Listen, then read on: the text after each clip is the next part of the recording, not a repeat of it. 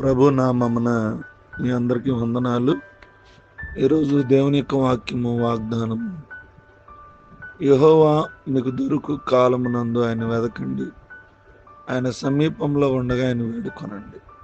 యెషయా గ్రంథం 55:6.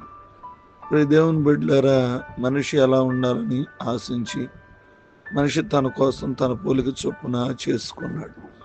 అందుకు పూర్తి విరుద్ధంగా మనిషి జీవించాడు. దేవుడు ఈ భూమి మనుషులను చేసినందుకు పశ్చాత్తాపడి బాధపడేలా మనుషులు దేవునికి వ్యతిరేకంగా జీవించారు. దేవుడి భూలోకం చూచినప్పుడు అది చెడిపోయి ఉండెను. భూమి మీద సమస్త శరీరాలు తమ మార్గమున చెరిపి వేసుకుని ఉండిరి. బిడ్డలు చెడిపోయి తమ ఇష్టానుసారమైన జీవితం జీవిస్తుంటే వారిని ప్రేమించే తల్లిదండ్రులు ఎలా ఉంటుంది?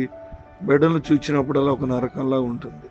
తన స్వహస్తాలతో తన కోసం సృజించుకున్న మనుషులు ఈ భూమి మీద చెడిపోయి తమ మార్గం చెరిపివేసుకుని తమ ఇష్టానుసారంగా జీవిస్తుంటే దేవుడు కూడా చాలా బాధపడ్డాడు. అందుకే భూమి మీద ఉన్న మనుషులను చేసినందుకు దేవుడు తన హృదయంలో నొచ్చుకుని వారిని అంతం చేయాలనుకున్నాడు. అప్పుడు నోవాహు ఒక్కడే నీతిమంతుడికి కనిపించాడు. ఎందుకంటే నోవాహు దేవుని వెతుకుతూ ఆయన మార్గంలో ఉన్నాడు. ఈ భూమి మీద నోవాహు తప్ప దేవునికి వెతికేవారు ఒక్కరు కూడా కనిపించలేదు. ఈ లోకంలో అనేక మంది దేవునికి దూరమై నానా బాధలతో దిక్కు తెలియని స్థితిలో ఉన్నారు. చాలా మంది ధనవంతులు కూడా వారి ధనం వల్ల సంతృప్తి చెందని స్థితిలో ఉన్నారు.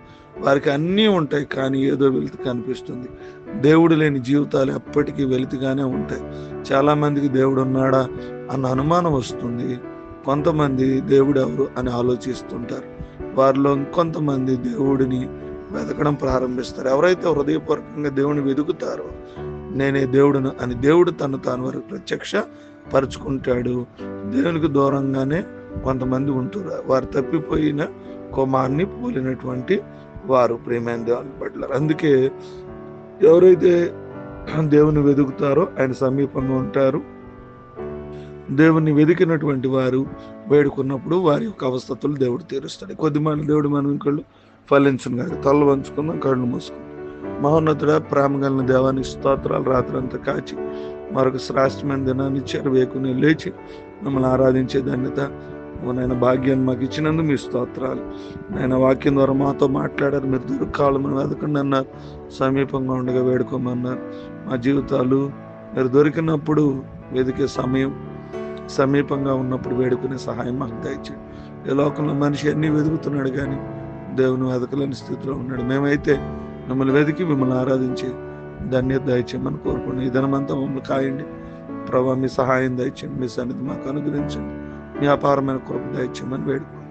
వివాహ దినాలు, పుట్టినరోజులు, గర్భఫలాలు, అనారోగ్యాలు, ఆర్థిక సమస్యలు, శరీర బలం అన్నిటిని కూడా జ్ఞాపకం చేసుకోండి. ఈ దినమంతా ఎగ్జామ్స్ రాస్తున్న బిడ్డల్ని పని పాటల్లోనూ సెలవు ధ్యాన కూడికల్లో మాకు తోడుగుండి మీ నామాన్ని మమ్మల్ని బలపరచుకుని ప్రార్థన చేస్తున్నాము నడుచున్నాను తండ్రి. ఆమేన్.